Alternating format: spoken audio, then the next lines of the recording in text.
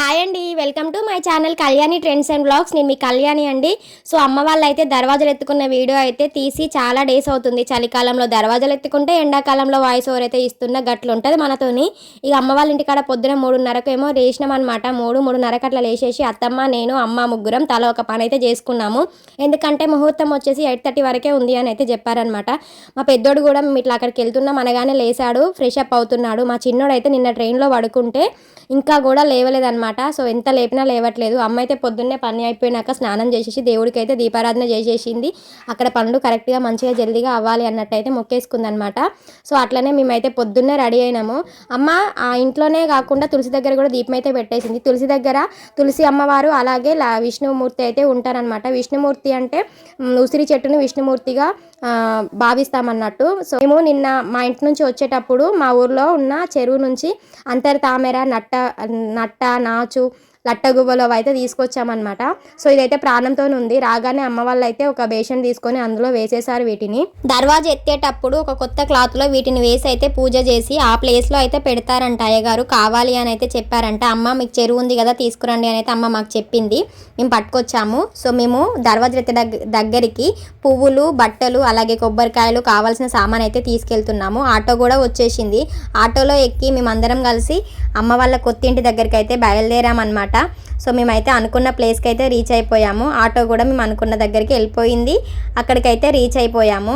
So ఇక్కడికైతే ఇంకా ఎవరు రాలేదు. సో మేము వెళ్ళి తలా ఒక పని అయితే ఫాస్ట్గా చేస్తున్నాము. కొంచెం లేట్ అయితే అయిందనమాట.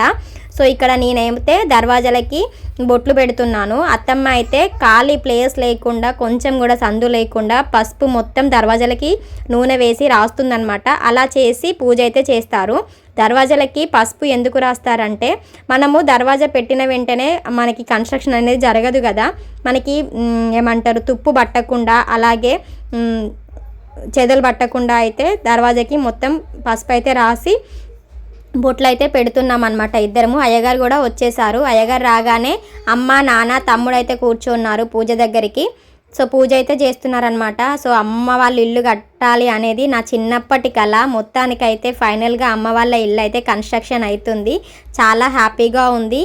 ఇంకా దర్వాజాలు ఎత్తడం అయిపోయింది. మనకి స్లాబ్, గోడలు, ప్లాస్టింగ్ కూడా అయిపోయిందంట. ఇంకొక 2 నెలల్లో మళ్ళీ ఇంట్లోకి రావడం అనే ప్రోగ్రామ్ అయితే ఉంటుంది.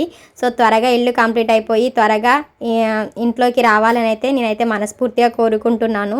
సో అయ్యగారు మొత్తం ఫైనల్గా పూజ అయితే చేస్తున్నాడు. వాళ్ళతో పాటు మా పెద్దోడు కూడా అక్కడే కూర్చున్నాడు అనమాట. మా తెలంగాణలో దర్వాజాలు ఎత్తాలి అంటే కంపల్సరీ ఆడబిడ్డ అయితే ఉండాల్సిందే. మా పనిలో మేముంటే మా చిన్నోడు పనిలో మా చిన్నోడు ఉన్నాడు. వాడికి నచ్చింది వాడు చేస్తున్నాడు. తొక్కొద్దురా అంటే తొక్కుతున్నాడు. అంతా డ్రెస్సెస్కి అయితే పసుపు అయితే మొత్తం పూసుకున్నాడు అనమాట. సో పెద్దోడైతే ఒక దగ్గర కూర్చున్నాడు, కానీ చిన్నోడు తీట పురుగు అస్సలకే చెప్తే వినట్లేదు. వాడికి నచ్చిన పని వాడు చేస్తానైతే అంటూ మమ్మల్ని అయితే సతాయిస్తున్నాడు. మా చుట్టుపక్కల ఏరియా అయితే ఈ విధంగా ఉంది. పూజ కంప్లీట్ అయిపోయింది. దర్వాజాలు ఎత్తడానికి అయితే మా అత్తమ్మ మంగళారతి పట్టుకొని అయితే ముందైతే వెళ్తుందనమాట. నేను అన్నాను, ఆడబిడ్డ దర్వాజాలు ఎత్తాలి అంటే ఆడబిడ్డే ఎత్తాలి కానీ వేరే వాళ్ళు ఎందుకు ఎత్తుతారని అయితే క్వశ్చన్ చేశాను అనమాట. సో ఆడబిడ్డ ఉంటేనే కదా ఇంటికి దర్వాజా ఎత్తడానికి కార్యక్రమం అనేది చేస్తారు. సో మా అత్తమ్మ ఒకతే వచ్చింది, మా మామయ్య అయితే రాలేదు. సో నేను మా అత్తమ్మతో అన్నాను, అది ఆడబిడ్డ దర్వాజా ఎత్తాలన్నప్పుడు నువ్వు ఒక్కదానివే ఎత్తాలి అత్తమ్మ, మేమెవ్వరం నీకు హెల్ప్ చేయొద్దు అని అంటే అందరూ నవ్వుతున్నారు. అక్కడ మేస్త్రి వాళ్ళతోని దర్వాజాలు ఎత్తిస్తున్నారు, చుట్టుపక్కల వచ్చిన వాళ్ళతోనైతే దర్వాజాలు ఎత్తిస్తున్నారు కదా. సో మొత్తానికైతే దర్వాజా ఎత్తడం అయిపోయిన తర్వాత మళ్ళీ అయ్యగారు అయితే పూజ చేస్తున్నాడు.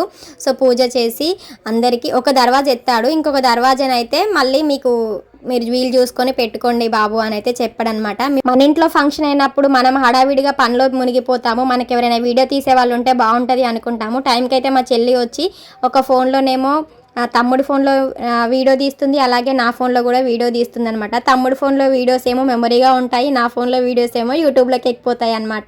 సో అందుకే నేను వీడియోస్ తీయమని అయితే తనకి చెప్పాను. తనైతే తీస్తుంది. నేను ఖాళీగా ఉంటే తను ఏమంటుందంటే, అక్క వీడియోస్ తీయవా, నేను తీస్తాలే అనేసి ఫోన్ తీసుకొని మరీ చేస్తుంది అనమాట.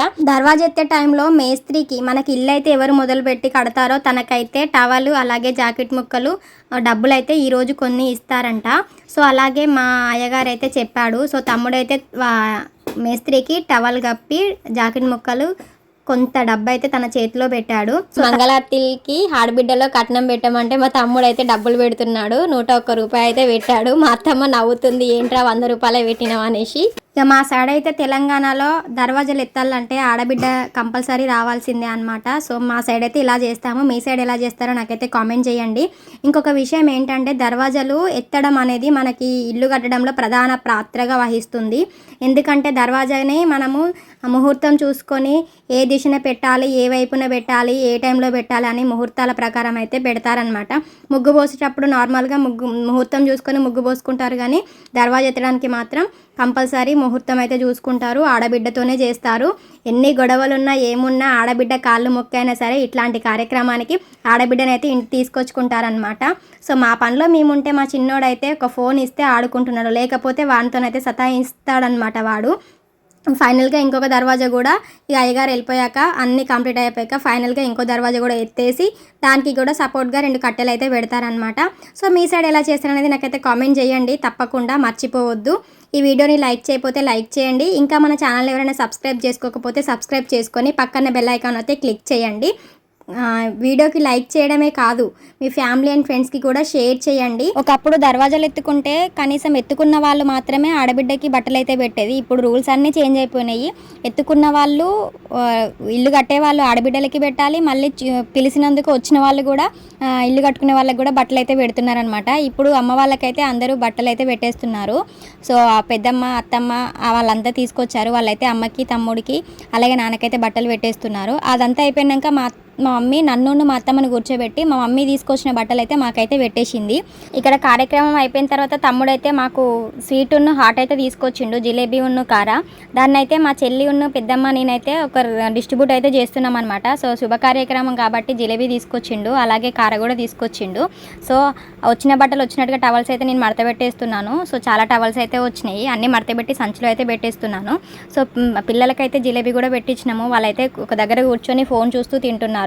అంత కార్యక్రమం అయిపోయిన తర్వాత ఇంటికి వచ్చేసి తలా ఒక పని చేసేసుకొని సాంబారు అలాగే వంకాయ టమాటా కర్రీ అయితే ప్రిపేర్ చేసాము. మా ఇంట్లో నలుగురైనా చేయగలిగితే మాకు హ్యాపీగా ఉంటుంది కదా అనేసి. సో ఈ రోజు అయితే ఇలా జరిగిపోయిందండి. మీ సైడ్ ఎలా చేస్తారు ఏంటి అనేది నాకైతే కామెంట్ అయితే చేయండి, మర్చిపోవద్దు. సో ఇంకా మా తమ్ముడైతే అక్కడ స్వీట్ బాక్స్ అయితే తీసుకొచ్చాడు పూజ దగ్గరికి. పూజ అంతా అయిపోయాక స్వీట్ బాక్స్ పెట్టలేదా అని అయితే అడిగాడు అనమాట. చాలా మంచి స్వీట్స్ అయితే ఉన్నాయి. సో వీడియోకి లైక్ వేసుకోండి. ఉంటే మరి మరొక మంచి వీడియోతో కలుద్దాం. బాయ్.